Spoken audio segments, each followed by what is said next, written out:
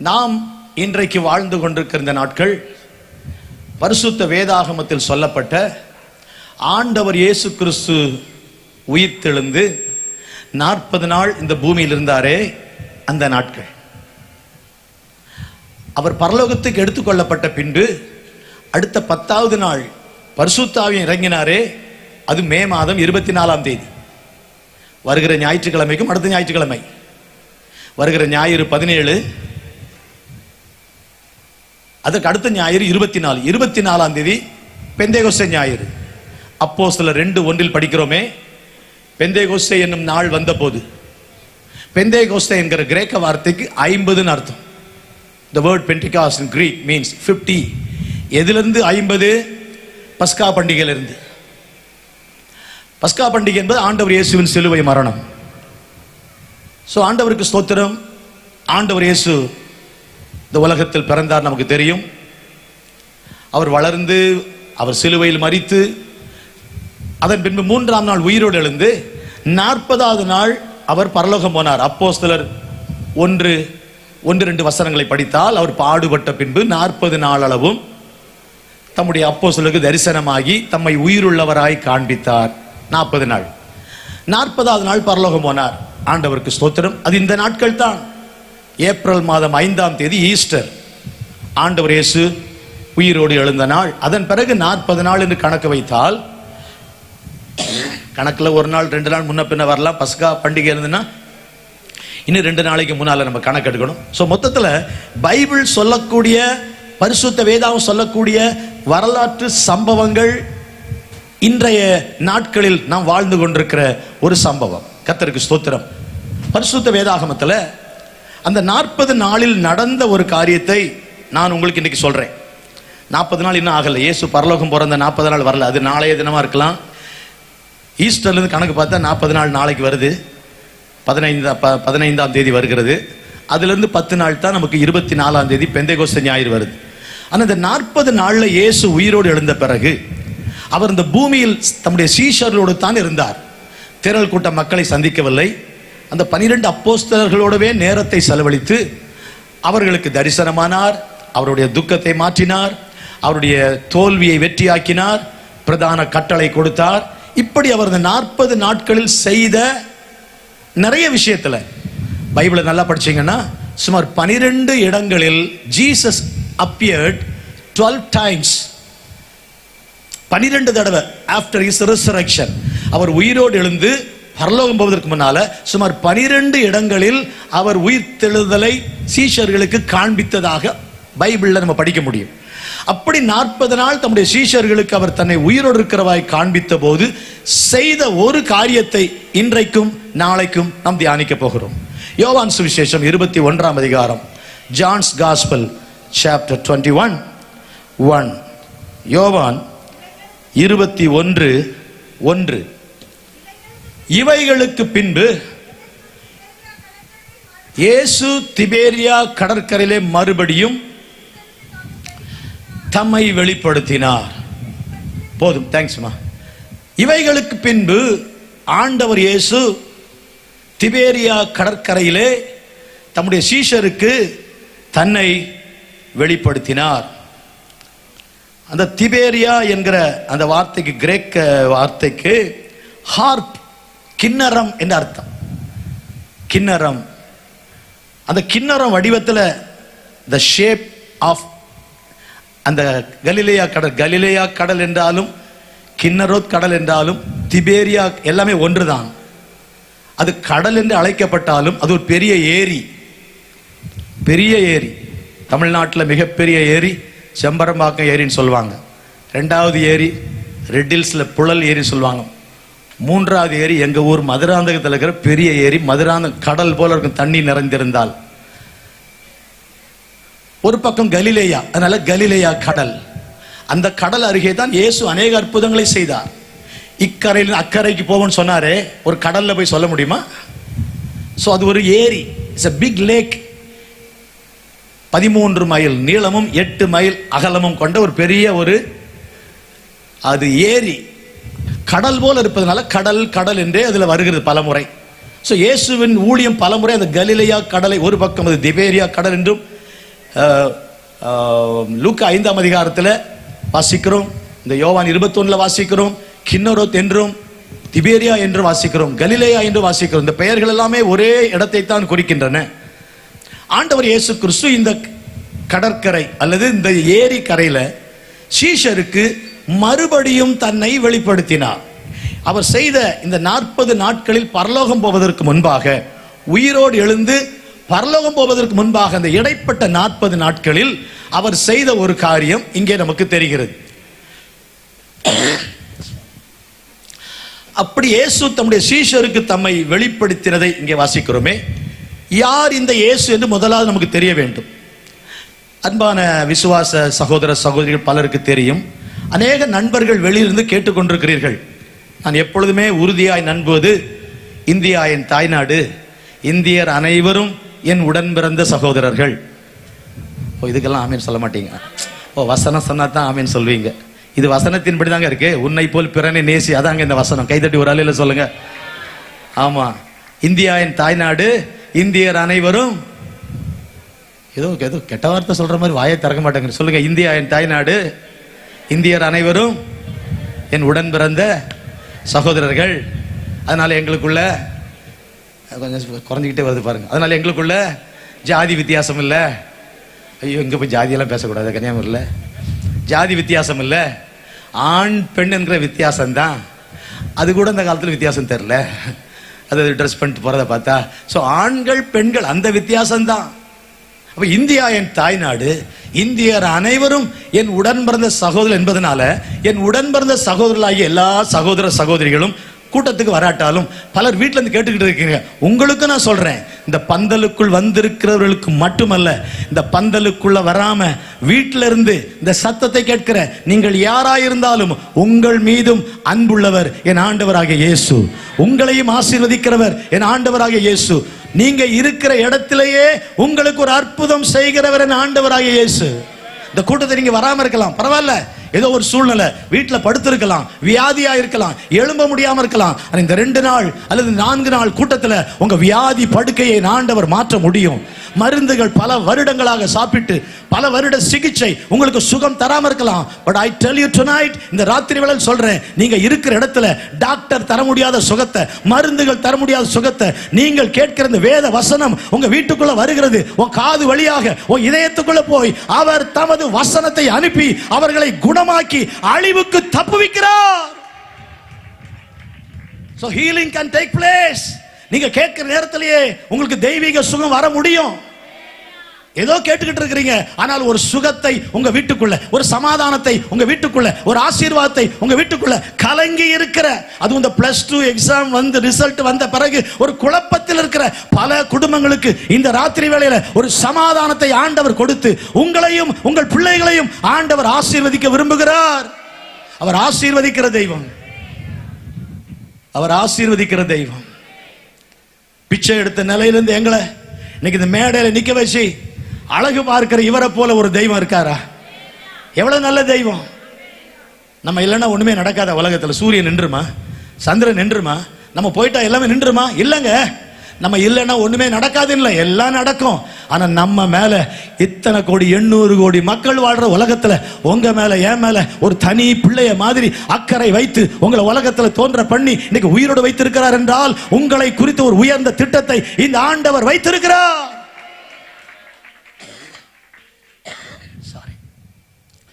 ஆண்டவருடைய பரிசுத்த நாமத்துக்கு ஸ்தோத்திரம்.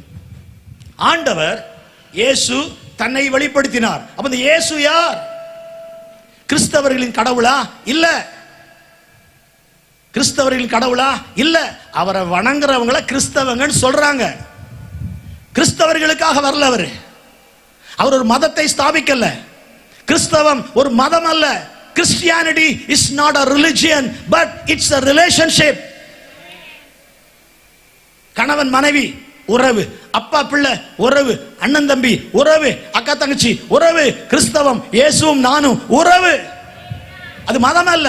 காலையில் எழுந்து இதை செய், சாயந்தரம் அதை செய், நைட்ல இதை செய். இல்ல, நீ அவருடைய பிள்ளை. அவரை நம்பினா உன்னை பிள்ளையா மாத்துறாரு. பிள்ளையாயிட்டா அப்பாவை அப்படியே வெளிப்படுத்துவோம். இயேசு போல நம்ம வாழ்வோம் இந்த பூமியில. அதற்கு தான் இயேசு பூமிக்கு வந்தார். ஒரு ஆமென் கேட்கலாமா? அன்பான ஆணுடைய பிள்ளைகளை, இந்த ராத்திரி வேளையில நல்லா புரிஞ்சுங்க. So Christianity is not a religion, it's a relationship. அது ஒரு உறவு. அந்த உறவு மனிதனுக்கு இன்னைக்கு வரல. அந்த உறவை நமக்கு கொடுக்கத்தான் இயேசு வந்தார். கடவுளோடு நமக்கு ஒரு உறவை ஏற்படுத்த. மின்சாரம் அப்படின்னு சொன்ன உடனே உங்களுக்கு என்ன ஞாபகம் வருது? ஷாக் அடிக்கும். வருமாங்க? வரலையா? அடிக்கலாமா? சிலருக்கு அடிச்சு காட்டலாமா? மின்சாரம் இருக்கா இல்லையா? கொஞ்சம் வாய் திறந்து பேசுங்களேன். இருக்கு. அதுல யாருக்கா டவுட் இருக்கா? இருந்தா தொட்டு பாருங்க. அது இருக்கும், நீங்க இருக்க மாட்டீங்க. புரியுதா சொல்றது? அப்ப மின்சாரம் இருக்குங்கிறதுல டவுட் இல்லை. மின்சாரம் சொன்னோம்னா ஷாக் அடிக்கும்னு ஒரு எண்ணம் நமக்கு வருது. அது அறிவு, நாலெட்ஜ். ஷாக் அடிச்சிருக்கா? கை தூக்கம் பார்க்கலாம். எனக்கு கரண்ட் ஷாக் அடிச்சிருக்குங்கிறாங்க. அடிக்கலையா? ஆண்டவரே எப்படியா ஒரு முறை அடிப்பதாக, ஒரு அனுபவம் வருவதாக. நான் அனுபவத்தை பத்தி பேசுறேன். ஐயா கேட்குறீங்களா? ஐயா நான் பேசுறத அதை கொஞ்சம் மூடி வச்சு கேளுங்க. அதை இது பார்த்தீங்கன்னா வேலைக்கு ஒன்றும் புரியாது. அதுவும் புரியாது, இதுவும் புரியாது. தேங்க்யூ மேடலுக்கு, எல்லா மிஸ்யூஸுக்காக நன்றி. எந்த மீட்டிங்லையும் செல்ஃபோன் பார்க்காதீங்க. உங்களுக்கு அன்பான வேண்டுகோள். You are like my children. சிலரை பற்றி என் பேர பிள்ளைங்க மாதிரி இருக்கிறீங்க. உங்களுக்கு அவ்வளோ வயசான்னு கேட்குறீங்களா? அந்த ரகசியம் பெறுது. ஓகே. அதனால எனிவே ஃபோனை சுவிட்ச் ஆஃப் பண்ணிடுங்க. மேடைக்கு ஏறினீங்கன்னா நீங்கள் கேட்குறத கேளுங்க. ஆண்டவர் உங்களை ஆசீர்வதிப்பார், உங்களை இன்னும் உயர்த்துவார். இல்லை பாஸ்டர் பிள்ளைகளா, உங்களுக்கு ஒரு சல்யூட் அடிக்கிற ஐயா. நன்றி. நீங்கள் வாசிக்க ரொம்ப நன்றி. கர்த்தர் அதே நேரத்தில் தாவீது போல பாசி. நான் வாசிச்சா பேய் ஓடணும், நான் வாசிச்சா அசுத்தாய் ஓடணும், ராஜாவுக்கே ஹீலிங் வரணும். இன்னைக்கு புதுசா தமிழக அமைச்சரவைக்கு வந்திருக்கிற அவருக்கு ஒரு சுகம் வரணும். நீங்க வாசிக்கிறதுல என்ன அவரை சொன்னு சிரிக்கிறீங்களா? எல்லாரும் ஒரு கை தட்டுங்க பார்க்கலாம். ஹல்லேலூயா. ராஜாவுக்கே சுகத்தை கொடுக்கிறவன் தான் மியூசிஷியன். பணத்துக்கு இல்ல. இன்னும் 2 வார்த்தை வருது சொல்லிட்ட வாயில. எந்த மீட்டிங் போனாலும் நெவர் டிமாண்ட் மணி. எனக்கு இவ்வளவு பணம் கேட்கவே கேட்காதீங்க. அது நீங்க பாஸ்ட் பிள்ளைகள்னால எவ்வளவு வேணும், நீங்க என்ன கொடுத்தாலும் பரவாயில்ல, கொடுக்காட்டாலும் பரவாயில்ல, கத்தருக்காக வாசிக்கிறேன், அதுதான் உங்களை உயர்த்தும். ரைட்? ஒரு டைப்பா யோசிக்கிறீங்க. இவர் 4 நாள் இருந்தா கஷ்டம் தான்ட்டு, நாளைக்கு ஒரு நாள் தான், அதுக்குள்ள மீதி நம்ம எல்லாம் பார்த்துருவோம். அல்ல சொல்லாமா? என் பிள்ளைங்க மாதிரி உணர்றதுதான் சொல்றேன். நிறைய மேடைகள்ல கர்த்தர் நல்லவர் அல்ல சொல்றீங்களா? எனக்கு முன்னால் அருமையா தம்பி பாடியிருப்பாரு. அவரை மாதிரி பாட முடியாது. ஒரு மீட்டிங்கு போய் ஒரு கல்யாணத்துல தான் சந்திச்சோம். பல முறை பார்த்துருக்குறோம். அங்க சூப்பர், ரொம்ப அருமையா. அதான் வந்தோடனே தம்பி நீங்க பாடலையா? பாஸ்டர் நீங்க வரவங்க பாடி முடிச்சிட்டாங்க. கர்த்தர் நல்லவர். யோவான் நாமர் வழியை ஆயத்தப்படுத்தி வச்சிருக்காரு. வசனம் தாராளமா வருது. ஒரு அலையில சொல்லாமா? எல்லாத்துக்கும் மேல இந்த கூட்டங்களுக்காக ஜெபம் பண்ணுங்க. நம்பர் 1. 2வது, உங்களுக்கு எத்தனை ஃப்ரெண்ட்ஸ் இருக்காங்க? செல்போன்ல எத்தனை பேர் இருக்காங்க கான்டாக்ட் லிஸ்ட்ல?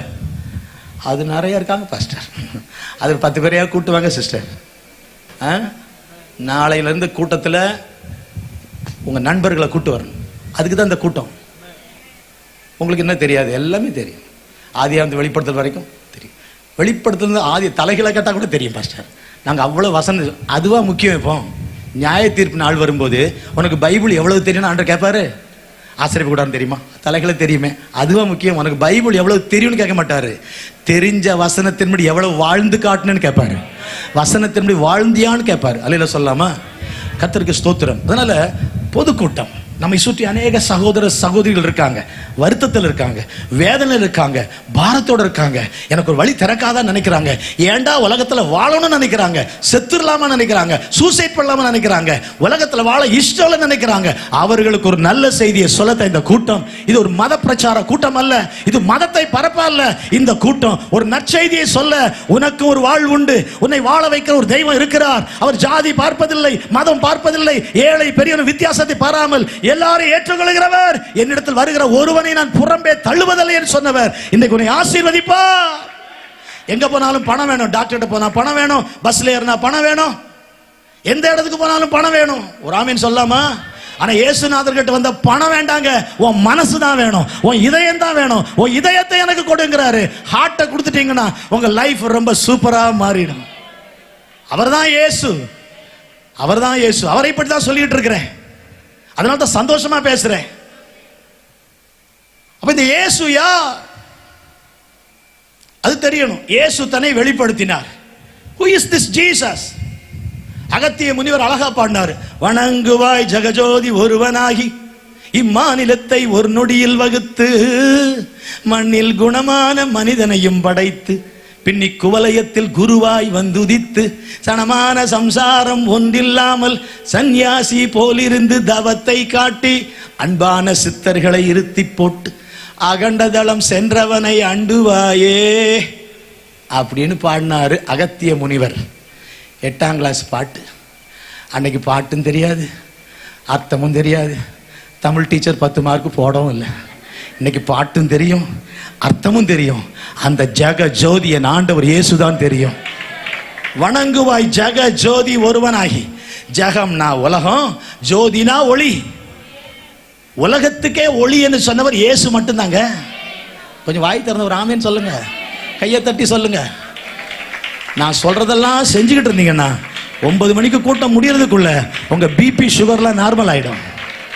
இல்லைன்னா ஒரு 10 பாயிண்ட் ஏற்றிட்டு போவாதீங்க. இங்கே வந்துட்டு பிபி சுகர்லாம் நார்மல் ஆகிடும். கை தட்டுங்கன்னா தட்டணும், வாய் திறங்கன்னா திறக்கணும், எலும்புங்கன்னா எலும்புக்கணும், போங்கன்னா தான் போகணும். அல்லையில சொல்லாமா? அதுக்கு முன்னே கிளம்பிடக்கூடாது. கர்த்தர் உங்களை ஆசீர்வதிப்பாரு. ஒரு அல்லையில சொல்லுங்க. ஆமாம், கைத்தட்டலுக்கும் ஹார்ட்டுக்கும் ஒரு கனெக்ஷன் இருக்கும். நல்ல கைத்தட்டுறவங்களுக்கு ஹார்ட் அட்டாக் வராதான். இப்போ தட்டுங்க பார்க்கலாம். அப்பா இவ்வளோ ஆசை இருக்கு பாருங்க, ஹார்ட் அட்டாக் வரக்கூடாது. அல்லையில சொல்லாமா? ஆமாம், வாழ்க்கையில் நம்மளை சந்தோஷமா வைக்கிற ஒரு தெய்வம் இருக்கிறார். அப்போ வணங்குவாய் ஜக ஜோதி ஒருவனாகி. ஒரே தெய்வம். வணங்குவாய் ஜகஜோதி ஒருவனாகி இம்மாநிலத்தை ஒரு நொடியில் வகுத்து உண்டாக கடவதென்றார், உண்டாயிற்று. இந்த பைபிள் மாதிரி சூப்பரான ஒரு புஸ்தகம் இருக்குதாங்க. உலகம் எப்படி வந்துச்சு, வானம் பூமி சூரிய சந்திர நட்சத்திரம் எப்படி வந்துச்சு, மனுஷன் எப்படி வந்தான், இங்க இருக்கு. மண்ணுனால மனுஷனை ஒரு பொம்மை மாதிரி செஞ்சு அப்படின்னு ஊதி அவனை மனுஷனை உயிருள்ளவனாக்கி அவன் எலும்புல இருந்து ஒரு எலும்பை எடுத்து, எவ்வளவு இருக்கும் ஒரு எலும்பு எடுத்தா, இந்த சைஸ் தான் இருக்கும் ஒரு விலா எலும்பு எடுத்தா, அதை ஒரு அழகான பெண்ணாக்கி. என்ன அற்புதமான ஆண்டவர்! ஏவாளை உருவாக்கி ஆதாமிடம் கொண்டு வந்தார். முதல் மனுஷன் பேருங்க இருக்கு, முதல் மனுஷி பேருங்க இருக்கு, முதல் மாப்பிள்ள ஆடம். ஆண்டவர் கொடுத்தார் அந்த ஆடமுக்கு ஒரு மேடம். ஆடம் மேடம் தான் முதல் கப்பிள், முதல் குடும்பம். இல்ல எவ்வளவு அழகான வரலாறு. முதல் பிரசவங்க இருக்கு, முதல் பேரப்பிள்ளை இருக்கு, அவன் பேர் இருக்கு. இதெல்லாம் விட்டுட்டு புதுசா ஒருத்தர் சொல்றாங்க குரங்குல இருந்து வந்தானா மனுஷன். மனிதன் குரங்குல இருந்து. Evolution. we don't believe in evolution, we believe in creation. படைப்பை நம்ம நம்புகிறோம். படைத்தார். ஜெனிசிஸ் 1:1, ஆதியாக 1:1. in the beginning, ஆதியிலே தேவன் வானத்தையும் பூமியையும் சிருஷ்டித்தார். God created the heaven and the earth. ஒரு ஊர்ல ஒரு ராஜா இருந்தா. அந்த கதையெல்லாம் பைபிள் இல்ல. ஒரு ஊருன்னா அந்த ஊர் பேர் இருக்கும், ஒரு ராஜானா ராஜா பேர் இருக்கும், ஒரு மனுஷனா மனுஷன் பேர் இருக்கு. ஆதாம் ஏவாள். ஒரு ஆமீன் கேட்கலாமா? கர்த்தருக்கு ஸ்தோத்திரம் உண்டாவதாக. இதெல்லாம் படிக்கல போல ஆட்களுக்கு தெரியாம அப்படியே அப்படியே அது வந்து இது வந்து அது வந்து இது வந்து கடைசியில குரங்கு வந்துட்டு அப்படின்னு சொல்லி குரங்குல தான் மனுஷன் வந்தான் அப்படின்னு புது கதையை உருவாக்கிச்சு ஒரு குரங்கு. அதை நிறைய குரங்கு நம்புது. புரியுதா உங்களுக்கு? ஆனா சிலரை பார்த்தா வந்திருப்பானோன்னு ஒரு டவுட் வருது.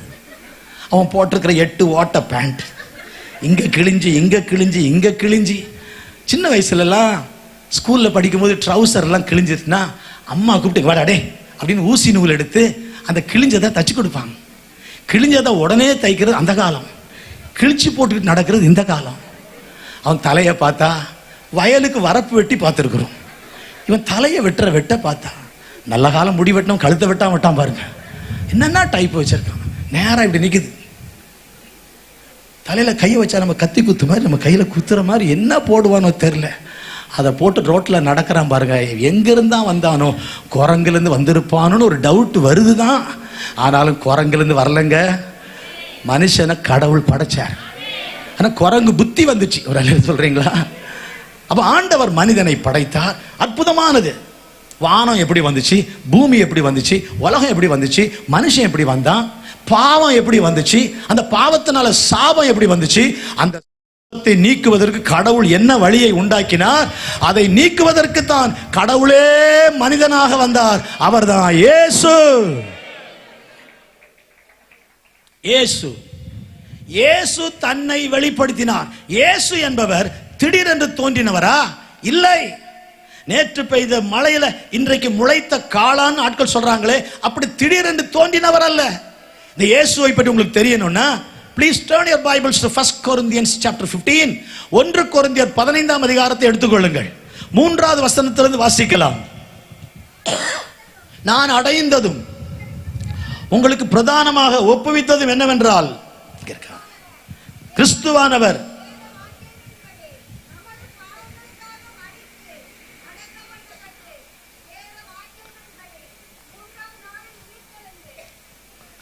கிறிஸ்துவானவர் நிறைய இருக்காங்க.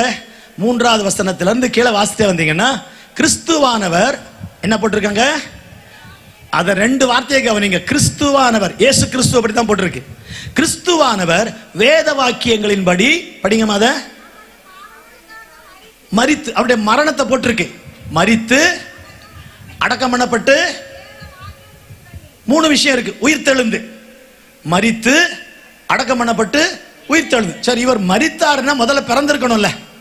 எல்லாமே வேத வாக்கியம். according to the scriptures, the life of Jesus Christ was based on the scriptures. வேத வாக்கியங்களின்படி, எல்லாமே வசனத்தின்படி. பைபிள்ல நமக்கு 2 பகுதி இருக்கு. ஒன்று பழைய ஏற்பாடு, இன்னொன்று புதிய ஏற்பாடு. பழைய ஏற்பாடு prophecy, புதிய ஏற்பாடு fulfillment இல்லைன்னா promise. பழைய ஏற்பாடு தீர்க்க தரிசனம், புதிய ஏற்பாடு நிறைவேறுதல். பழைய ஏற்பாடு ஒரு மொட்டு, புதிய ஏற்பாடு ஒரு மலர். பழைய ஏற்பாடு எப்படி இந்த மலராத மொட்டுன்னு சொல்றல, சோ பழைய ஏற்பாடு அதற்குள்ள புதிய ஏற்பாடு மறைந்திருக்கிறது. புதிய ஏற்பாட்டில் பழைய ஏற்பாடு மலர்ந்திருக்கிறது. அதான் மொட்டு பூன்னு சொன்னேன். சோ பழைய ஏற்பாட்டில் இயேசு பிறப்பதற்கு முன்பு சுமார் 4000 வருடம் ஆதாமிலிருந்து வரலாறு இருக்கு. உலகம் உண்டாகி பல ஆயிரம் வருஷம் இருக்கலாம். அதுல வேதம் முரண்படவில்லை. இந்த பிகினிங் காட் கிரியேட்டட், ஆதியிலே அது எத்தனை ஆயிரம் வருஷம் எத்தனை லட்சம் வருஷம் நமக்கு தெரியாது. அதுல வேதம் முரண்படல. ஆனா மனிதனை உண்டாக்கி, முதல் மனிதனை உண்டாக்கி, முதல் மனிதனிலிருந்து கிறிஸ்து வரைக்கும் 4000 வருஷம். ஒரு 2500 வருஷத்துல முதல் உலகம் அழிந்தது. நோவா காலம். ஆதாம்ல இருந்து ஒரு அரௌண்ட் 2500 இயர்ஸ்ல first world completely destroyed by flood. அதன் பிறகு நோவாவிலிருந்து கிறிஸ்து வரைக்கும் மொத்தத்தில் 4000 வருஷம். ஆதாமிலிருந்து நான் சொல்றேன், ஆதாமிலிருந்து கிறிஸ்து வரை 4000 வருஷம். அந்த வரலாறு எல்லாம் நமக்கு பழைய ஏற்பாட்டில் இருக்கு. எல்லாம் இல்ல, தேவையானதை ஆண்டு எழுதி வைத்திருக்கிறார். அந்த ஆதியாகமம் முதல் மல்கியா வரைக்கும் இருக்கக்கூடிய 39 புஸ்தகங்களில் ஆதாமிலிருந்து கிறிஸ்து பிறக்கிறது வரைக்கும் இருக்கக்கூடிய 39 புஸ்தகங்களில் 300க்கும் அதிகமான தீர்க்க தரிசனங்கள், மோர் தேன் 300 prophecies, 300க்கும் அதிகமான தீர்க்க தரிசனங்கள் இயேசு கிறிஸ்துவை பற்றி இருக்கிறது. ஒரு அல்லேலூயா சொல்லுங்க. 300க்கும் அதிகமான தீர்க்க தரிசனங்கள் இருக்கிறது பழைய ஏற்பாட்டில். இயேசு பிறந்தது புதிய ஏற்பாடு. இதற்கு இடையில ஒரு 400 வருஷம் இடைவெளி இருக்குது. Intertestamental period from Malachi to Matthew. மல்கியாவிலிருந்து மத்தேயு வரைக்கும் இடைப்பட்ட காலம். நமக்கு பைபிள்ல ஒரு பேப்பர் தான் இருக்கு. ஆனா சுமார் 370 400 வருட இடைவெளி இருக்கிறது. இவையெல்லாம் சேர்த்தால் சுமார் 4000 வருடம். 39 புஸ்தகத்தில் 300க்கும் அதிகமான தீர்க்க தரிசனங்கள் இருக்கின்றன. இவை எல்லாவற்றினுடைய நிறைவேறுதல் தான் இயேசு. இவை எல்லாவற்றையும் நிறைவேற்றுகிறவராக இயேசு வந்தார். அப்ப அவர் மரித்தார் எதன்படி? வேத வாக்கியங்களின்படி. மரித்தார்னா பிறந்திருக்கணும்ல. அப்ப அவரை பற்றி சொல்லப்பட்டிருக்கிற எல்லாமே 1-2 வசனங்களை மட்டும் நான் உங்களுக்கு சொல்றேன். அவர் மரித்தார் வேத வாக்கியங்களின்படி. அவர் மரித்தார் என்பதல்ல, வேத வாக்கியங்களின்படி மரித்தார். அடுத்தது அவர் அடக்கம் பண்ணப்பட்டார், வேத வாக்கியங்களின்படி அடக்கம் பண்ணப்பட்டார். அடுத்தது உயிர் தெழுந்தார். அவரே சொன்னாரு, நான் உயிர் தெழுந்த பின்பு கலிலேயாவுக்கு போவேன். இல்ல, துன்மார்க்கரோட அவருக்கு பிரேத குழியை நியமிப்பார்கள். ஏசாயா 53ல என்ன அர்த்தம்? கள்ளர் நடுவில் தொங்க விடப்பட்டாரு. ஆனா அவர் மரித்த போது அவரை ஐஸ்வர்யாவுடைய கல்லறையில் வச்சிருந்தாங்க. அவரை பற்றி சொல்லப்பட்ட தீர்க்க தரிசனங்கள். ஆனால் அவருடைய மரணம், அவருடைய அடக்கம், அவர் உயிர் தெழுதல் இவ்வளவும் அங்கே வரும்போது அவருடைய பிறப்பு சொல்லப்பட்டதா? சொல்லப்பட்டது. முதல் தீர்க்க தரிசனம் ஆதியாகமம் 3:15, Genesis 3:15, உனக்கும் ஸ்திரீக்கும் உன் வித்துக்கும் அவள் வித்துக்கும் பகை உண்டாக்குவேன், அவர் உன் தலையை. ஒரு பிள்ளை பிறக்கும் போது பிறந்துச்சா அப்படின்னு கேட்போம். அது எப்படி இருக்குன்னு கேட்போம். அப்படிதானே கேட்போங்க. ஒரு பிள்ளை பிறந்துச்சானா, பிறந்துச்சா எப்படி இருக்குது பிள்ளை, நல்லா இருக்குதா, நல்லா இருக்கிறாரா கேட்போம். அப்படி யாரோ கேட்பீங்களாங்க கன்னியாகுமரியில், பிள்ளை நல்லா இருக்கிறாரா, என்ன வித்தியாசமா பேசுறாங்களே, நம்மள ஒரு டைப்பா பார்ப்பாங்க. நல்லா இருக்குதா, அப்ப அது இதுன்னு தான் பேசுவோம். ஆனா பைபிள்ல உனக்கும் ஸ்திரீக்கும், பிசாசை பார்த்து ஆண்டு சொல்றாரு, உனக்கும் ஸ்திரீக்கும் உன் வித்துக்கும் அவள் வித்துக்கும் பகை உண்டாக்குவேன், அவர் உன் தலையை நசுக்குவார். ஒரு குழந்தை பிறக்க போகுது, ஒருத்தர் பிள்ளையா வரப்போறாரு, அவர் உன் தலையை நசுக்கிறவர். ஆதியாகமம் 3:15 தான் இயேசு கிறிஸ்துவை பற்றி சொல்லப்பட்ட முதல் தீர்க்க தரிசனம். அவருடைய பிறப்பை குறித்து கையை தட்டி ஒரு ஆமேன் சொல்லுங்க. அவருடைய பிறப்பை குறித்த முதல் தீர்க்க தரிசனம். அவர் பிறப்பதற்கு 4000 வருஷத்துக்கு முன்னால, 4000 வருஷத்துக்கு முன்னால. அன்பான ஆண்டவருடைய பிள்ளைகளே, அப்ப 4000 வருஷத்துக்கு முன்னால சொல்லப்பட்ட தீர்க்க தரிசனத்தின் நிறைவேறுதலாய் இயேசு பிறந்தார். அவர் பிறப்பார் என்று மட்டுமல்ல, எங்கே பிறப்பார்? மீகா 5:2 பெத்லகேமில் பிறப்பார். பிறந்தாரா? பிறந்தார். இயேசு பிறக்கிறதற்கு சுமார் 700-800 வருஷத்துக்கு முன்னால வாழ்ந்தவர் தான் மீகா. மீகா சொல்றாரு, பெத்லகேமில் எப்ராத்தா என்னப்பட்ட பெத்லகேமே, நீ யூதாவின் பிரபுக்களில் சிறியதல்ல, என் ஜனமாகிய இஸ்ரவேலை ஆளும் பிரபு உன்னிடத்திலிருந்து புறப்படுவார். பிறப்பார் எங்க? பெத்லகேமில். எப்படி பிறப்பார்? இயேசு பிறக்கிறதற்கு 700 வருஷத்துக்கு முன்னால வாழ்ந்த தீர்க்கதரிசி தான் ஏசாயா. ஏசாயால படிச்சீங்கன்னா கிறிஸ்துமஸ் நாட்கள் சொல்றமே ஒரு வசனம், நமக்கு ஒரு பாலகன் பிறந்தார், நமக்கு ஒரு குமாரன் கொடுக்கப்பட்டார், கர்த்தர் தோளின் மேல் இருக்கும், அவர் நாமம் அதிசயமானவர், ஆலோசனை கர்த்தா, வல்லமையுள்ள தேவன், நித்திய பிதா, சமாதான பிரபு. அது மட்டுமல்ல, இது ஒரு கன்னிகை கர்ப்பவதியாகி ஒரு குமாரனை பெறுவாள், அவருக்கு இயேசு என்று பெயரிடுவாயாக. அவர் பிறக்கிறதற்கு சுமார் 700 வருஷத்துக்கு முன்னால. அப்போ அவர் பிறப்பார். இரண்டாவது, எங்கே பிறப்பார்? மூன்றாவது, எப்படி பிறப்பார்? ஒரு கன்னிகைக்கு மகனாக பிறப்பார். உலக சரித்திரத்தில் ஒரு கன்னிகைக்கு மகனாக பிறந்தவர் இயேசு மட்டும்தான். அல்லேலூயா சொல்லாமா? இதெல்லாம் நிறைவேறுதல். Everything was a fulfillment. More than 300 prophecies இயேசு கிறிஸ்துவை குறித்து 300க்கும் அதிகமான தீர்க்க தரிசனங்கள் பழைய ஏற்பாட்டில் சொல்லப்பட்டிருக்கிறது. எல்லாமே நிறைவேறிற்று. ஆதியாகமத்தில் அவர் ஸ்திரீயின் வித்து, யாத்திராகமத்தில் அவர் பலி ஆடு, ஆட்டுக்குட்டி ரத்தம் சிந்தப்பட்டதில் எகிப்தில் வெளியே வந்தாங்களா, பலி ஆடு. இப்படி ஒவ்வொரு ஆகமத்திலையும் அவர் வெளிப்பட்டிருக்கிறார். ஆதியாகம் முதல் மல்கியா வரைக்கும் ஃபுல்லா படிச்சீங்கன்னா எல்லா ஆகமத்திலையும் இயேசு நேரடியாகவோ மறைமுகமாகவோ சொல்லப்பட்டிருக்கிறார். அப்படியே இயேசு பிறந்தார். அது மட்டுமல்ல, அவர் ஊழியம் செய்வார். அவர் கலிலேயாவை மேன்மைப்படுத்துவார் போட்டிருக்கு. கலிலேயாவை சுற்றி அவர் ஊழியம் செய்தார். எத்தனை அற்புதங்களை அவர் செய்தார். அது மட்டுமல்ல, குருத்தோலை ஞாயிறு இயேசு கழுதையில பவனியாய் போன படிக்கிறோமே, அதுவும் சகரியா 9:9 படிக்கிறோம்.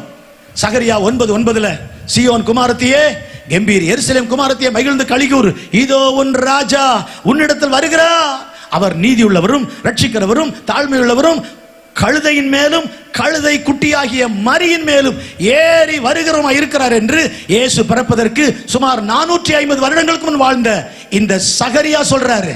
அவர் கழுதையில பவனியாய் போவார் என்பது முன்கூட்டி அறிவிக்கப்பட்டது. ஏசாயா 53க்கு வந்தீங்கன்னா, பழைய ஏற்பாட்டில் ஆண்டவர் இயேசு கிறிஸ்துவின் சிலுவை மரணத்தை மிக அழகாய் விளக்குகிற ஒரே அதிகாரம் ஐசாயா 53.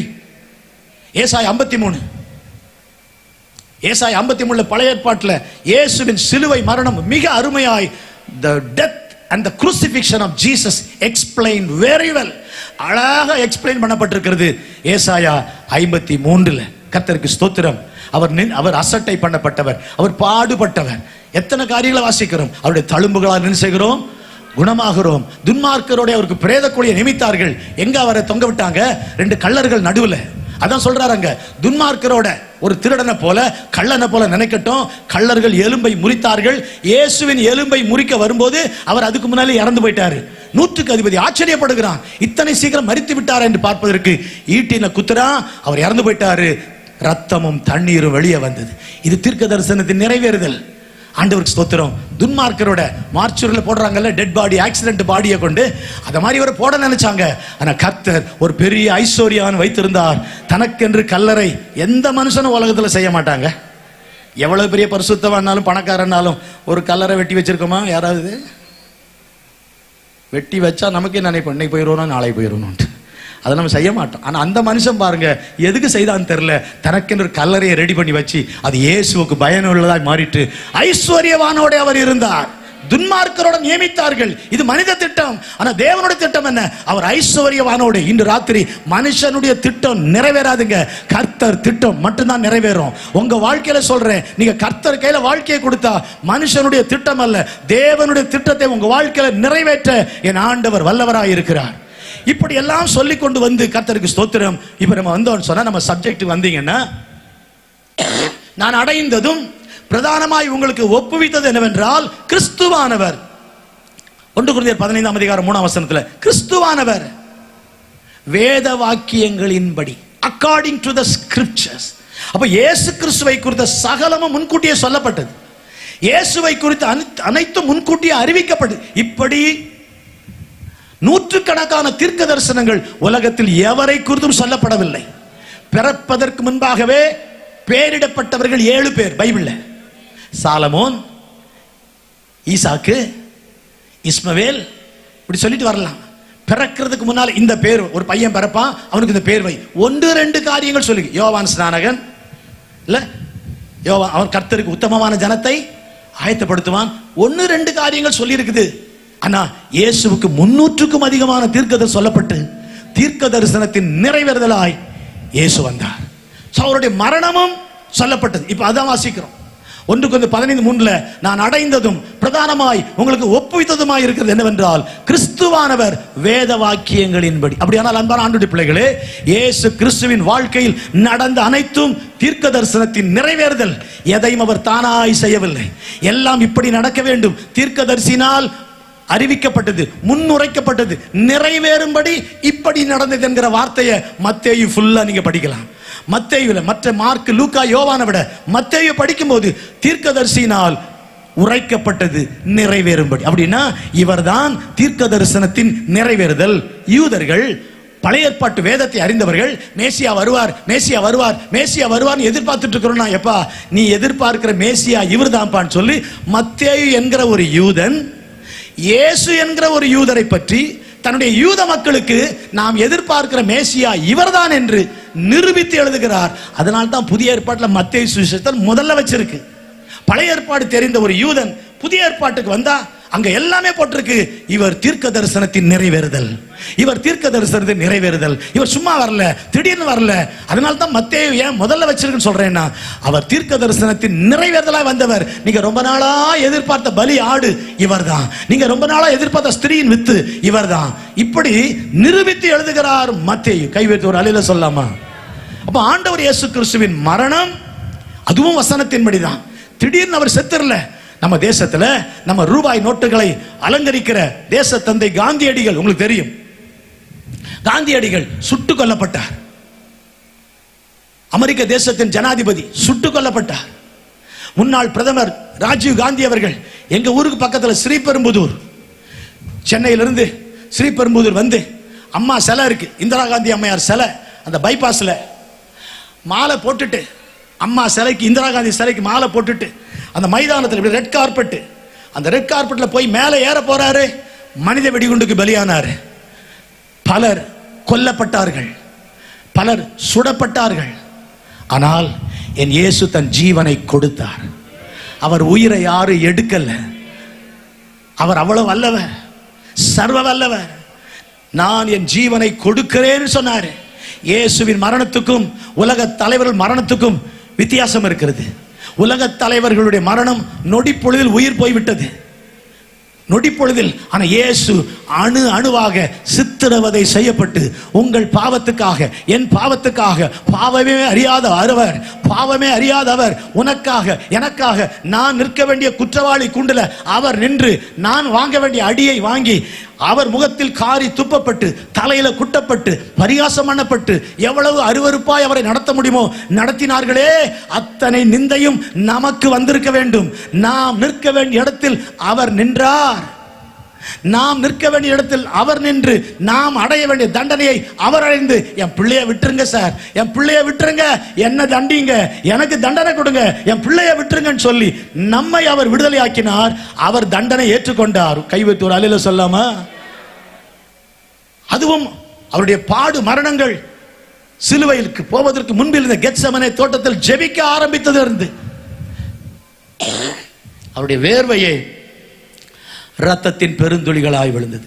ஜெபம் பண்ணும் போதே நரம்பு வெடிச்சாதான் ரத்தம் வெளியே வருமா?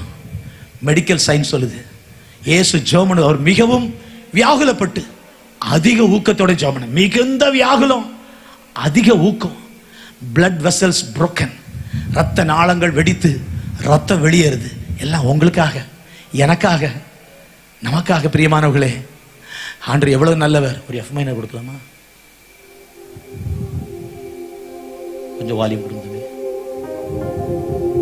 மூன்றாணியா என் பாவங்கள் சுமந்து தீர்த்தீரையா. மூன்றாணியால். ஆனா எல்லாருக்கும் 2 நாள் தாங்க.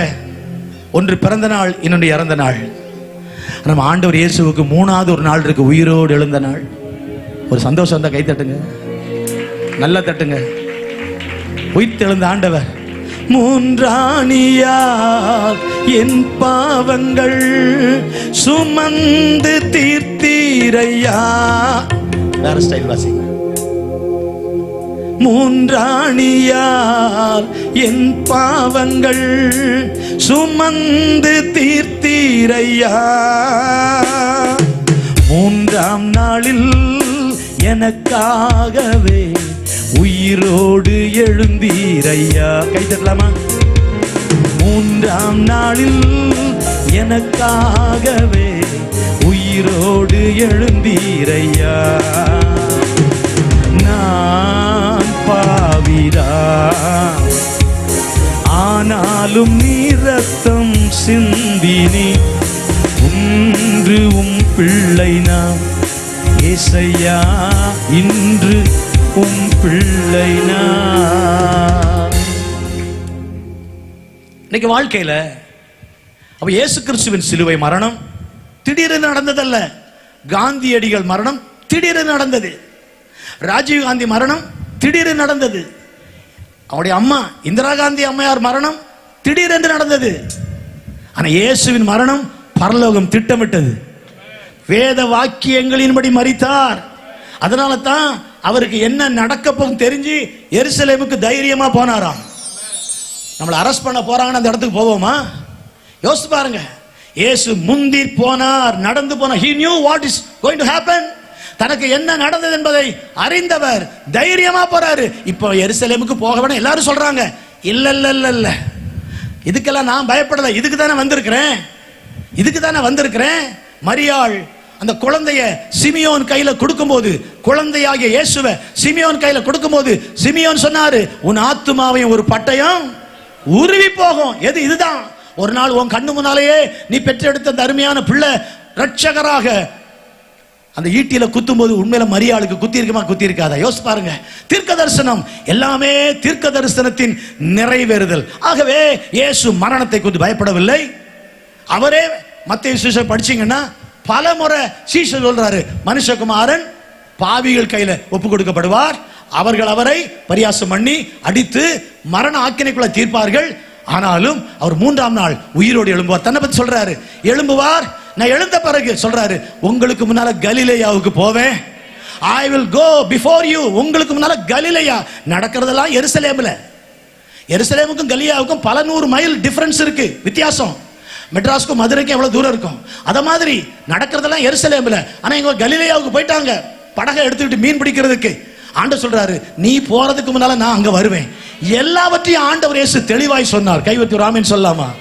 அப்படிப்பட்ட இயேசு செய்த ஒரு காரியத்தை தான் சொல்றேன்னு சொல்லிட்டு இருக்கிறேன். இந்த முகவுரைக்கு பிறகு உங்களுக்கு செய்தி நன்றாய் புரிய வேண்டும் என்பதற்கு தான் இந்த முகவுரை. சோ இயேசுவின் மரணம் திடீரென்று வந்ததல்ல. இயேசு உயிர்த்தெழுதலும் முன்குறிக்கப்பட்டது. அவர் உயிர்த்தெழுந்தார். 40 நாள் இந்த பூமியிலிருந்து. அப்படியே சீஷர்களுக்கு ஒரு முறை மொத்தமா ஒரு காட்சி அளித்துட்டு போயிருக்கலாமே. 12 தடவைகள், 12 times 12 appearances of Jesus Christ. சுமார் 12 இடங்களில் 12 நிலைகளில், வீட்டுக்குள்ள, ரோட்ல, கடற்கரையில, மலை மேல 12 விதங்களில் 12 இடங்களில் தன்னை வெளிப்படுத்தினார். அவர் தன்னை வெளிப்படுத்தினார். என்ன நடந்தது? அதுதான் இன்னைக்கு செய்தி. கடவுளே வந்து தன்னை வெளிப்படுத்துகிறார். ஆண்டவரே தன்னை வெளிப்படுத்துகிறார். இன்னைக்கு கடவுளை தேடி மக்கள் பல இடங்களுக்கு போகிறார்கள். People are in search of God. அந்த கடவுள், அவரை பார்க்கணும், கடவுளை அடையணும். புண்ணிய ஸ்தலங்கள் எதற்கு மக்கள் போறாங்க? புண்ணிய யாத்திரைகள் எதற்கு போறாங்க? இங்க இருக்கிற ஏகப்பட்ட மக்கள் பல ஊர்கள் போறோம். பல ஊர், மேற்கிலிருந்து கிழக்க, வடக்கிலிருந்து தெற்க, தெற்கிலிருந்து வடக்கு என்று மக்கள் பல இடங்களுக்கு புண்ணிய ஸ்தலங்களுக்கு போக காரணம் என்ன? ஒரு மாற்றம் வராதா? வாழ்க்கையில் மாற்றம் வராதா? அதுதானே எதிர்பார்த்து போகிறார். ஒரு நல்ல காரியம் நடக்காதான் சிலர் போகலாம், ஆனா வாழ்க்கையில் ஒரு மாற்றம் வராதா? Will there be a change in my life? என் வாழ்க்கை மாறணும்.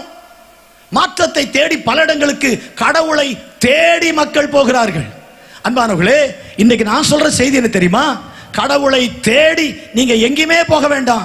நான் சொல்ற கடவுள் நீங்க இருக்கிற இடத்துக்கே வருகிறவர், உங்க வீட்டுக்குள்ள வருகிறவர், உங்க குடும்பத்துக்குள்ள வருகிறவர். இன்னைக்கு ராத்திரி கூப்பிட்டு பாருங்க, இயேசுவே என் வீட்டுக்குள்ள வாங்கப்பா. நாளைக்கு சொல்லுவீங்க, நேற்று ராத்திரி இயேசு வந்தாருன்னு சொல்லுவீங்க.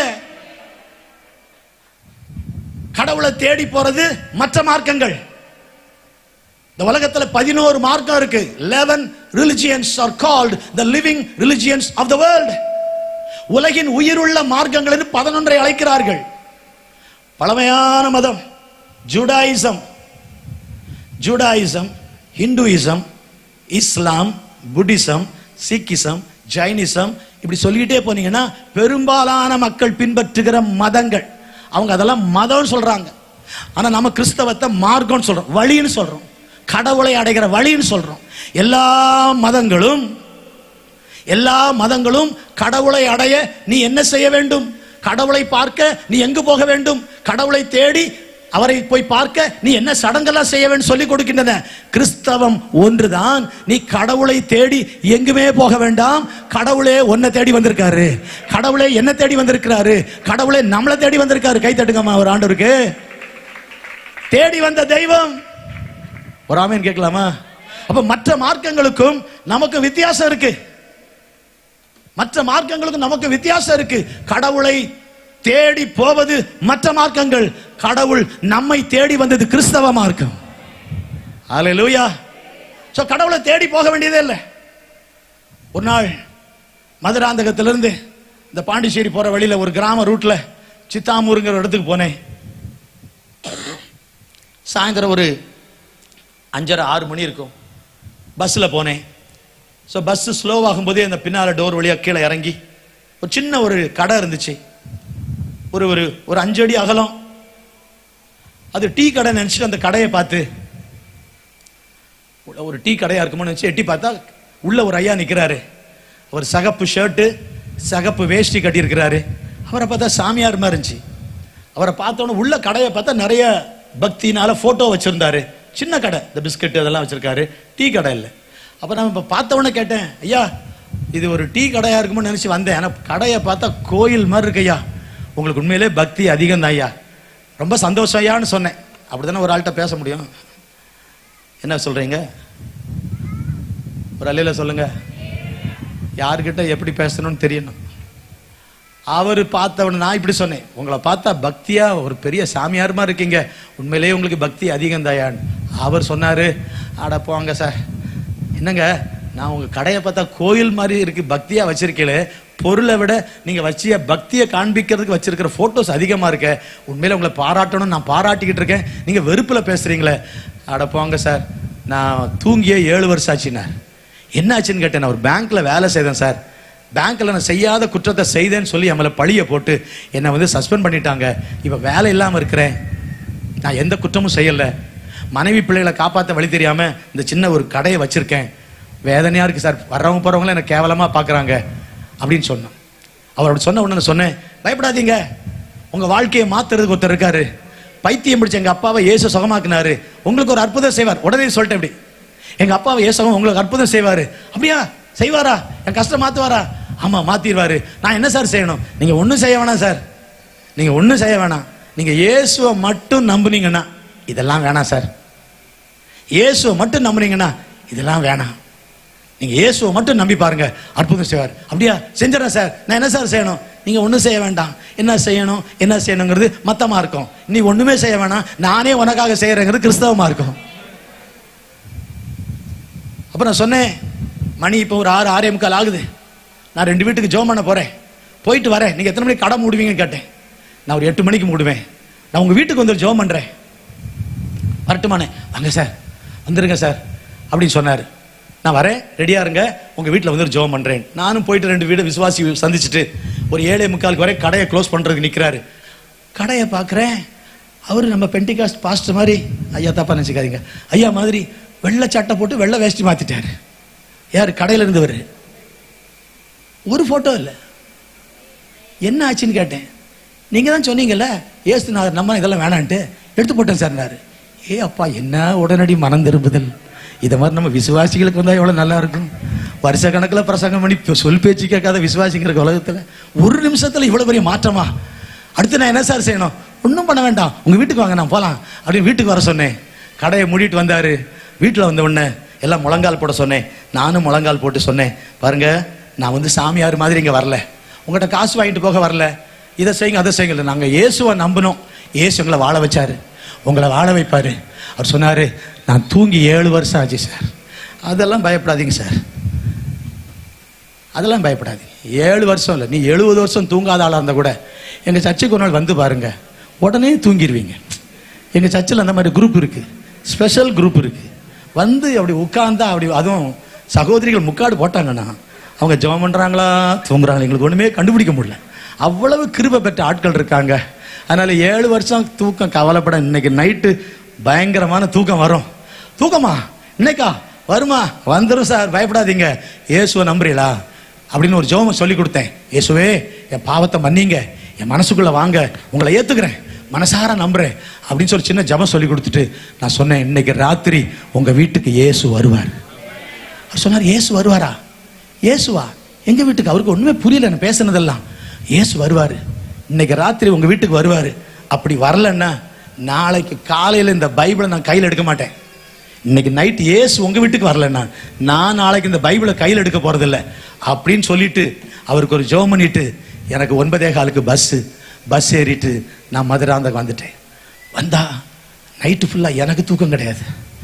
ஆண்டவரே, நீங்க அவரை பார்க்க போனேன் இவரை பார்க்க போனேன்ட்டு எவரையாவது பார்க்க போய் இவரை விட்டுற போறீங்கப்பா. உங்களை நம்பிதான் சவால் விட்டுருக்கேன். எப்படியாவது ஆத்மா ரட்சிக்கப்பட்டுறாதான்னு ஒரு ஆசையில் பைபிளை வர எடுக்க மாட்டேன்ட்டேன். நாளைக்கு பைபிள் எடுக்கணுமா வேணாம், உங்க கையில தான் இருக்கப்பா, என்னை காப்பாத்துங்கப்பான்னு பிரசவ ஸ்திரீ மாதிரி ராத்திரி ஃபுல்லா தூங்காம ஜாமக்காரனை போல எப்பொழுது விடியுமென்று காத்திருக்கிற ஜாமக்காரனை போல எழுந்து கடைசியில காலையில் வேகமா எழுந்து எங்க சர்ச்சில் ஒரு சின்ன ஸ்டேஜ் போட்டிருந்தோம், சிமெண்ட் ஸ்டேஜ், ஒரு 2.5 அடி உயரம். அதில் உட்காந்து கேட்டே பார்த்துக்கிட்டு இருக்கிற 8:30 மணிக்கு வருவாரோ வரமாட்டவருன்னு. 8:45 வந்துட்டாருங்க. மனைவி பிள்ளைகளை கூட்டிட்டு 8:45 வராரு. வந்த உடனே எனக்கு ஆர்வ கோளாறுல இந்த பந்தல் முடிகிற இடத்துல நாற்காலிக்கு பாருங்க, அவரை பார்த்த இங்கிருந்து வேகமா போயிட்டு பிரதர் என்ன ஆச்சு பிரதர்னு கேட்டேன். அவர் சொன்னார், இயேசு வந்தாருன்னாரு. தட்டுங்கம்மா நல்ல கைய. சும்மா உட்கார்ந்து இருக்கீங்களே, ஒரு கை தட்ட கூடாதா? நல்ல தட்டுக்கு தம்பி, ஏசப்பாவுக்கா கை தட்டு. ஹல்லேலூயா. ஒரு வசனம் கேட்கும் போது நம்ம இயேசு எவ்வளவு நல்லவர், அவர் தான் உயர்த்திக்கிட்டு இருக்கிறேன். இயேசுவை உயர்த்துறது இந்த கூட்டம். எனக்கு நல்லா பேச தெரியும், பேசிட்டு இருக்கேன். இயேசு எவ்வளவு நல்லவர், இயேசு எவ்வளவு அற்புதமானவர், எவரை ஒதுக்கி தள்ளாதவர், வாழ வைக்கிறவர், உயர்த்துகிறவர், அவர் அண்டை வருகிற ஒருவரையும் புறம்பே தள்ளுவதில்லை. தூக்கம் எப்படின்னு கேட்டேன். சேம தூக்கம். 7 வருஷம் தூங்காதவர். என் இயேசு நல்லவர், என் இயேசு வல்லவர், அவரை போல ஒரு அற்புதம் செய்கிற ஒரு தெய்வம் இல்லை. இன்னைக்கு ராத்திரி இந்த கூட்டத்துக்கு வந்திருக்கிற உங்களுக்கும் சரி, கூட்டத்துக்கு வராமல் வீட்டிலிருந்து இந்த வார்த்தையை கேட்கிற உங்களுக்கும் சரி, என் இயேசு அற்புதம் செய்கிறவர். அன்றைக்கு மட்டுமல்ல, இன்றைக்கும் 2000 வருஷத்துக்கு முன்னால மட்டுமல்ல, இன்றைக்கும் அவர் அற்புதம் செய்கிறவர். ஒரு நல்ல செய்தியை உங்களுக்கு நான் சொல்லிக்கிட்டே இருக்கிறேன். எங்களுக்கு செய்தார், உங்களுக்கும் செய்வார். இந்த பரிசுத்த வேதாகமத்துல எத்தனையோ அற்புதங்களை இயேசு செய்திருக்கிறாரு. இது வரலாறு. ஆனா இன்றைக்கும் செய்கிறார் என்பதும் வரலாறு. அவர் அன்றைக்கு செய்து முடித்து விடவில்லை, இன்றைக்கும் அவர் செய்கிறார். உந்தன் வல்லமைகள் குறைந்து போகவில்லை, உந்தன் உயிர்த்தெழுதல் மகிமை மாறவில்லை. ஏசப்பா உங்க நாமத்துல இன்றைக்கும் அற்புதம் நடக்குது. விசுவாசித்து அவர் கை தட்டுங்க பார்க்கலாம். ஆண்டவருக்கு ஹல்லேலூயா. இந்த உயிர்த்தெழுந்த இயேசு 40 நாள்ல நான் சொன்னேன், இன்றைக்கு இயேசு உங்களை தேடி வருகிறவர்.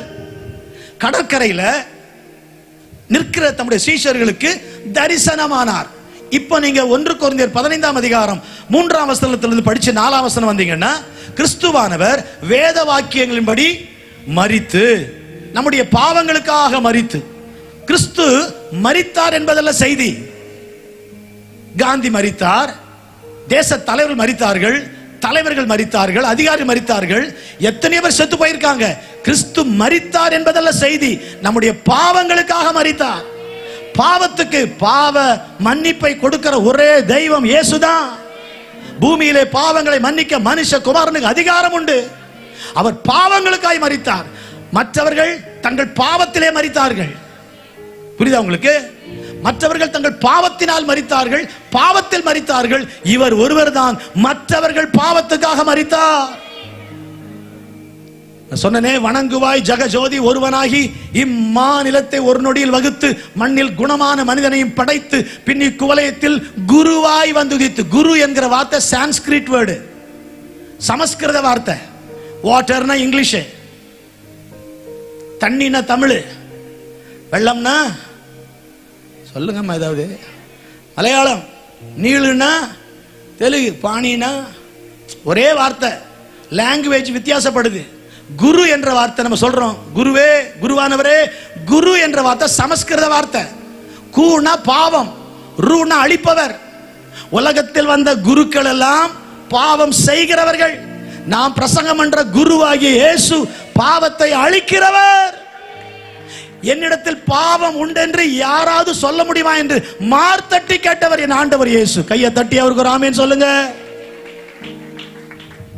குருவாய் வந்துதித்து, சனமான சம்சாரம் ஒன்றில்லாமல் கல்யாணம் பண்ணாம சன்னியாசி போல் இருந்து தவத்தை காட்டி, என்ன அர்த்தம்? வாழ வேண்டிய வாழ்க்கையை காட்டி அன்பான சித்தர்களை இருத்தி போட்டு அகண்டதளம் சென்றவனை யாருங்க? இந்த பாட்டுக்கு பொருள் யார் சொல்லுங்க?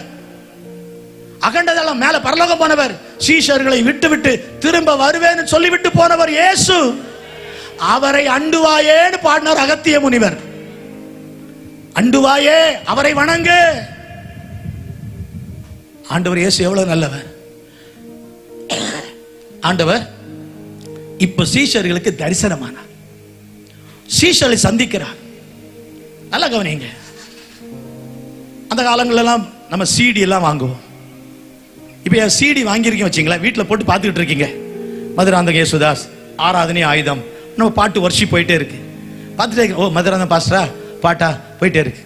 அந்த நேரம் திடீர்னு உங்க வீட்டு கதவு தட்டு, திடீர்னு கதவு தட்டுற சத்தம் கேட்ட உடனே இவங்க திறந்து பாக்குறீங்க. நானே நிக்கிறேன். நான் என்ன பண்ண உங்களுக்கு, நீங்க என்ன சொல்வீங்க? நாங்க உங்க சிடி தான் பார்த்துட்டு இருக்கோம், நீங்க போயிட்டு பிறகு வாங்கன்னு சொல்லுவீங்களா? டிவியை ஆஃப் பண்ணிட்டு என்ன வீட்டுக்குள்ள வர சொல்வீங்களா? புரியுதா உங்களுக்கு? இவர் தான் மதுராந்தகம் பாஸ்டரான்னு பார்க்கறது உங்களுக்கு ஒரு ஒரு அறிவு கிடைக்கும். ஆனா என்ன கதவை திறந்து பார்த்த உடனே உங்களுக்கு ஒரு சந்தோஷம் இருக்கு பாருங்க. உள்ள வாங்கய்யா, வாங்கய்யா, அதை மூடு, ஐயா வந்துட்டாரு, பாஸ்டர் வந்துட்டாங்க அப்படின்னு சொல்லுவீங்களா? கிறிஸ்தவம் ஒரு அனுபவம். இயேசு நல்லவர் என்பது அறிவு, எனக்கு நன்மை செய்தார் என்பது அனுபவம். இயேசு குணமாக்குகிறார் என்பது அறிவு, என்னை குணமாக்கினார் என்பது அனுபவம். இயேசு பாவங்களை மன்னிக்கிறார் என்பது அறிவு, மன்னிக்கிறார். ஆனா என் பாவத்தை மன்னித்தார் என்ற அனுபவம். இன்னைக்கு அனுபவம் தேவை. அனுபவத்தை கொடுக்கத்தான் உயிர்த்தெழுந்த இயேசு சீஷர்களை பார்த்து, கிட்ட பாருங்க, தொட்டு பாருங்க, என்ன பாருங்க, நான் இருக்கிறேன், உயிரோட வந்துட்டேன்னு சொல்லி அவர் தன்னை நிரூபித்தார். சீஷர்களுக்கு காட்சி அளிக்கிறாரு.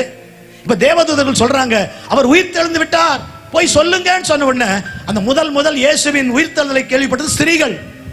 மத்தேயு 28 அவங்க வேகமா ஓடுறாங்க. ஓடும் போது இயேசுவை பார்க்காம ஓடி இருந்தாங்கன்னா வழியில 4 பேர் கேட்கறாங்க, இயேசுவையா பாத்தீங்களா? இல்ல நாங்க பார்க்கல. யார் சொன்னா? தேவதூதன் சொன்னான்னு சொன்னா, சும்மா போ, நாங்களே கல்ரவியை பார்த்துட்டு பார்க்க முடியாம இருக்கிறோம், புதுசா சொல்ல வந்துட்டியா? அப்போ இவங்க பார்க்கல, ஆனா போறாங்க சொல்றதுக்கு. தைரியமா சொல்ல முடியாது. அதை அறிந்த இயேசு ஸ்திரீகள் வேகமாய் சந்தோஷம் புறப்படும் போது இயேசுவே எதிரில் வந்து அவர்களுக்கு தரிசனமாகி வாழ்க என்று அவர்களை வாழ்த்தி, நீங்கள் கண்டதை போய் சொல்லுங்க. இப்ப இவங்க எப்படி சொல்லுவாங்க? தேவதூதன் உயிர்த்தெழுந்தார் என்று சொன்னான். கல்லு புரண்டு கிடக்குது, கல்லு இல்ல புரண்டு கிடக்குது, கல்லறை திறந்து கிடக்குன்னு போய் சொன்னாலும் நம்புறவங்க கேள்வி மேல கேள்வி கேட்பாங்க. நீ பாத்தியா, நீ பாத்தியா? இப்போ இந்த கேள்விக்கெல்லாம் பதில் கொடுக்கத்தான் இயேசுவே தைரியமாய் வந்து, நேரடியாய் வந்து அவர்களுக்கு காட்சி கொடுத்து, பாருங்க லூக்கால சொல்றாரு, கிட்ட பாருங்க, தொட்டு பாருங்க. அப்ப நீங்க தைரியமா சொல்லலாம், நானே பார்த்தேன், என் கையால தொட்டு பார்த்தேன்.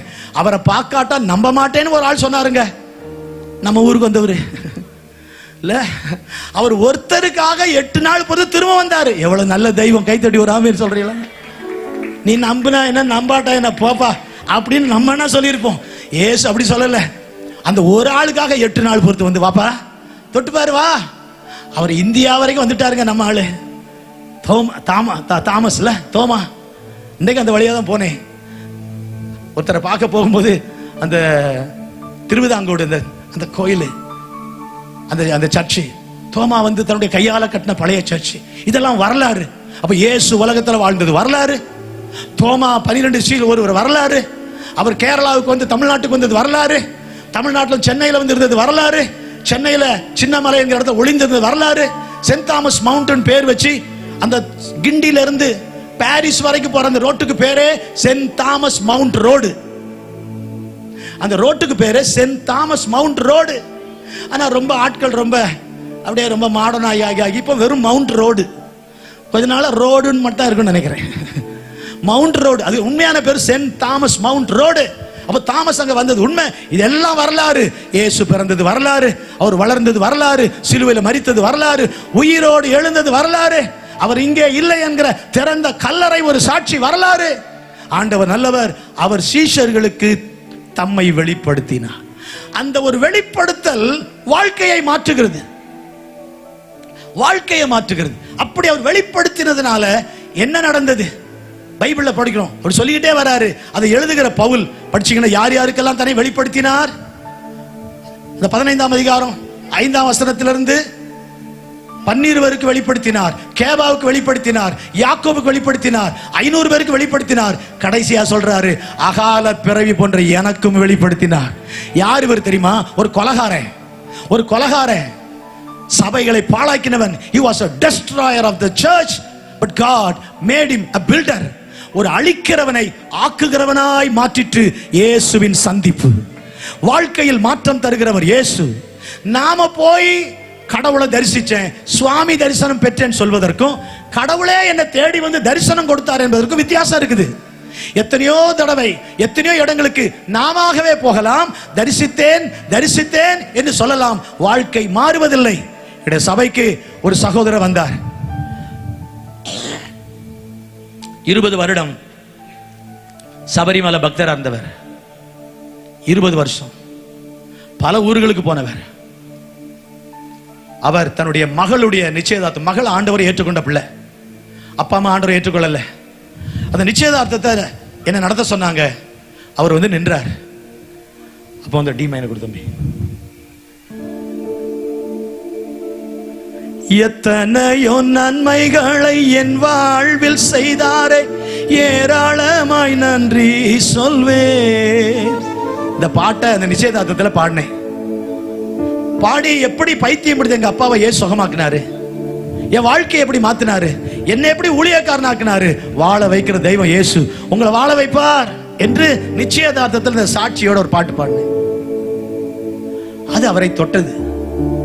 20 வருஷம் பல கோயில்களுக்கு, தமிழ்நாட்டில் இருக்கிற பல கோயில்களுக்கு போய் வந்தவர். அந்த நிச்சயதார்த்தத்தில் கண்ணீரோட இயேசுவுக்கு ஒப்பு கொடுத்தார். மகளை கொண்டு சர்ச்சில் விட்டுட்டு போறவரு தொடர்ந்து அவரும் அவருடைய மனைவி பிள்ளைய சபைக்கு வந்தாங்க.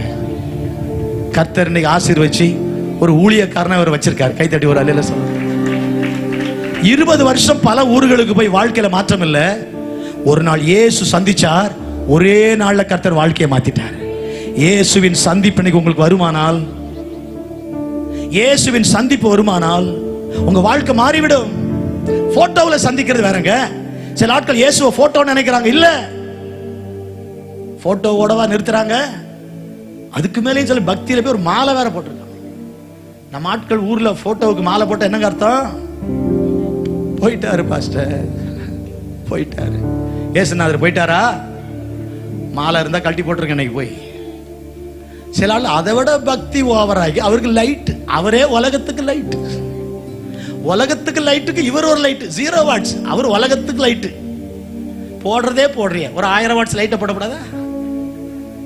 பயந்துராதீங்க ஆண்டவரே, அமாவாசை எல்லாம் வரும். லைட்டுக்கே லைட். நம்ம ஊர் சொல்ல தெரியுமா, திருநெல்வேலிக்கு அல்வாவா? என்ன அறிவு நம்ம ஆட்களுக்கு. ஒரு வீட்டுக்கு போயிருந்தேன், விசுவாசி வீட்டை பார்க்க போனா, அப்ப கீழே எனக்கு தெரிஞ்ச ஒரு அருமையான ரோமன் கத்தோலிக்க குடும்பம்.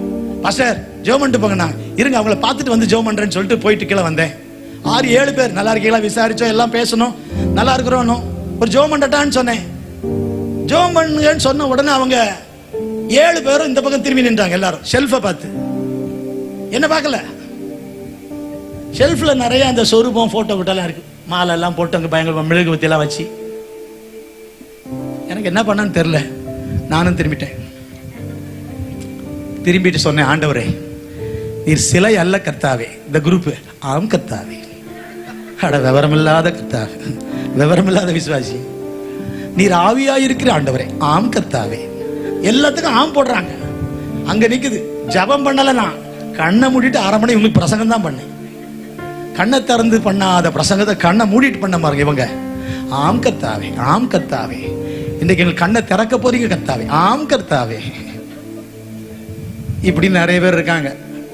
இயேசு போட்டோ இல்ல, அவருக்கு மாலை போடுறதுக்கு. ஒரு நாள் சர்ச்சுக்குள்ள ஒருத்தர் ஓடி வந்து இவ்வளவு மெழுகுவத்தியை கொண்டு வந்து, எங்க சர்ச்சு எங்க இருக்கு? நான் இதான் சர்ச்சு மாதிரியே தெரியல சார். இது ஒன்னையும் காணோம். என்ன வேணும் உங்களுக்கு? ஒண்ணுமே காணுமே. எதுக்கு வந்திருக்கீங்க? இல்ல நான் அந்த மெழுகுவத்தியை கொண்டு வந்து வத்தி வைக்கலாம் வந்திருக்கேன். வத்தி முதல் நாளே வத்தி வைக்க போறீங்களா? சர்ச்சில் வந்து ஏற்கனவே வச்ச வத்தி எரிஞ்சுக்கிட்டு இருக்கு, அணையாம இருக்கு. ஏற்கனவே ஒரு குரூப் வத்தி வச்சுக்கிட்டு இருக்கு. நீங்க முதல் நாளே வத்தி வைக்கலாம். கொடுங்க, நானே வத்தி வச்சுக்கிறேன்னு. பரவாயில்ல பாஸ்டர், நம்ம கரண்ட் போகும்போது தேவைப்படும்ல. நான் அந்த கண்ணோட மொத்த மெழுகுவத்தி நான் வாங்கி நான் வத்தி வச்சுக்கிறேன், நீங்க போங்கண்ணே. நன்றி ஐயாயும் போயிட்டு வந்துட்டாங்க. வரும்போதே வத்தி வைக்கிறது, அப்புறம் வேட்டு வைக்கிறது. அல்ல சொல்றீங்களா? என்ன செய்யறோன்னு நிறைய பேருக்கு தெரியல. இன்னைக்கு ராத்திரி உயிருள்ள தெய்வம், சர்வ வல்லவர் உங்களை சந்திக்க எனக்கு விரும்புறாருங்க. வாலிப தம்பி, அந்த சந்திப்பு உனக்கு வரணும். 8ஆம் கிளாஸ் படிக்கும் போது இயேசு என்னை சந்திச்சாரு. எனக்கு இயேசுதாசன் பேர் வச்சாங்க. எங்க அம்மா அப்பா நான் 2 வயசு குழந்தையா இருக்கும் போதே, அந்த 1 வயசு குழந்தையில எங்க அப்பா சுகமாகி கை குழந்தையா இருக்கும் இயேசுதாசன் பேர் வச்சாங்க. இயேசுதாசுங்கிறதுனால நான் இயேசுவை ஏற்றுக்கொண்டு விசுவாசி ஆயிடல. 8ஆம் கிளாஸ் படிக்கும் போது எனக்கு விவரம் தெரிஞ்ச நாள்ல இருந்து நல்ல பெந்தேகோஸ்து சபை போயிட்டு இருந்தேன். வசனம் நல்லா கேட்டேன். படுக்கையில் இருந்த நாள் தவிர ஒரு நாள் கூட சபைக்கு போகாம இருந்ததில்லை. அப்படி பக்தியில வளர்ந்தேன். ஆனா ரட்சிக்கப்படல. என் வாழ்க்கை மாறல. பொய், அந்த சின்ன வயசுல என்ன சின்ன சின்ன பாவங்கள் எல்லாம் இருந்துச்சு. ஆனா ஒரு நாள் ஒரு சனிக்கிழமை 8ஆம் படிக்கிறேன். என் 13 வயசு. ஒரு உபவாச ஜபம். எங்க அம்மா ஜுரம், வீட்டுல படுத்திருக்காங்க, சர்ச்சுக்கு வரல. அன்னைக்கு எங்க சபையோட தரையில உட்கார்ந்து இருக்கணும், வலது பக்கத்துல முதல் ஆள். நான் எப்ப சபைக்கு போனாலும் முதல்ல தான் உட்காருவேன். முதல் ஆளா உட்கார்ந்து இருக்கேன். அன்னைக்கு மத்தேயு நீதிமொழிகள் 29:1 ஒரு பாஸ்டர் பிரசங்கம் பண்றாரு. 8ஆம் கிளாஸ் படிக்கும் போது அனுபவத்தை சொல்றேன். 13 வயசு. வாலிப பிள்ளைலாம் கேளுங்க, சின்ன பிள்ளைலாம் கேளுங்க. அடிக்கடி கடிந்து கொள்ளப்பட்டும் தன் பிடரியை கடினப்படுத்துங்க, சகாயமின்றி சடுதிலே நாசமடைவான். அந்த பிரசங்கம் முடிஞ்சு ஒரு 12 மணி, 11:45 to 12 இருக்கும். 3/4 மணி நேரம் அழுதேன் அழுதேன் அழுதேன் அழுதேன். என் லைஃப்ல அதிகம் அழுத நாள். ஏசப்பா நான் பாவி, என் பாவத்தை மன்னிங்கன்னு உள்ளம் உடஞ்சி அழுதேன். கண்ணீர் ஊத்திக்கிட்டே இருக்கு. நான் யாரையும் பார்க்கல, அங்க பார்க்கல இங்க பார்க்கல. அழுதேன் அழுதேன் அழுதேன் அழுதேன். மன்னிச்சிருங்க ஏசப்பா மன்னிச்சிருங்க. என்ன பெரிய பாவம் செஞ்சு கொலை பண்ணணுமா? இல்ல. 10 கோடி ரூபாய் திருடணுமா? இல்ல. அம்மா கிட்ட சண்டை போட்டிருப்போம், அவச்சு 50 பைசா எடுத்திருப்போம். எங்கடா 50 பைசா காணும், யாருக்கு தெரியும் அப்படின்னு இருப்போம். நான் தான் வீட்டுல, நான் ஒரு பிள்ளை தான், வேற யார் இருக்கா? சோ இந்த மாதிரி சின்ன சின்ன விஷயமா நினைச்சோம். ஆனா பாவம் பாவம் தான். ஆண்டவர் பார்வையில சின்ன பாவம் பெரிய பாவம் என்று இல்லை. புரிஞ்சா ஒரு ஆமீன் சொல்லுங்க. ஆண்டவர் பார்வையில 5 ரூபாய் திருடுறது பெரிய களவு இல்ல, 5 கோடி திருடினா தான் களவு இல்ல. களவு களவு தான். ஆண்டவர் பார்வையில் பாவம் பாவம் தான். சின்ன பாவம் பெரிய பாவம் என்று இல்லை. அதனால பெரிய பாவம் செஞ்ச ஒரு உணர்வு, யாரோ அடிக்கிற மாதிரி அழுதேன் அழுதேன் அழுதேன் அழுதேன். 3/4 மணி நேரம் அழுது. அன்றைக்கு இயேசு என் வாழ்க்கையை தொட்டார், என் வாழ்க்கையை மாத்தினாரு, என் எண்ணத்தை மாத்தினாரு, என் சிந்தையை மாற்றினாரு. அவர் பைபிள் படிக்கிறது வித்தியாசமா மாறிச்சு, ஜெபம் ஆசையா மாறிச்சு. அது வரைக்கும் போயிட்டு தான் இருக்கிறேன், சபைக்கு போயிட்டு தான் இருக்கிறேன், பாட்டு பாடிட்டு இருக்கிறேன். ஆனாலும் வாழ்க்கையில ஒரு அனுபவம் இல்லை. சொன்ன மின்சாரம் சொன்னா அது ஷாக் அடிக்கும் தெரியும், ஷாக் அடிச்ச அனுபவம் இருக்கு பாருங்க, அது வேற. மாம்பழம்னு சொன்னா இனிப்புன்னு தெரியும், ஆனா இனிக்காது, சாப்பிட்டாதான் அனுபவம். அதே மாதிரி வாழ்க்கையில் எனக்கு ஒரு அனுபவம் வந்துச்சு. இயேசு என்னை தொட்டு என் வாழ்க்கையை மாற்றி என்னை புது சிருஷ்டியாய் மாற்றினார்.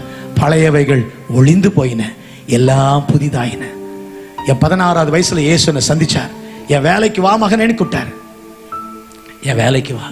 பைத்தியம் முடிச்ச உங்க அப்பாவை நான் சுகமாக்குனேன். என் வேலைக்கு வா. நான் வீட்டுக்கு ஒரே பிள்ளை. 11ஆம் வகுப்பு நான் படிக்கும்போது SSLC 1977-78.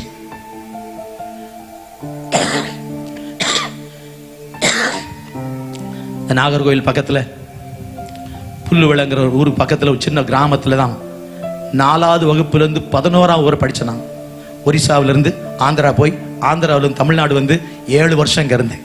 அந்த நாட்டில் கர்த்தர் என்னை ரட்சித்தார், என்னை ஊழியத்துக்கு அழைத்தார்.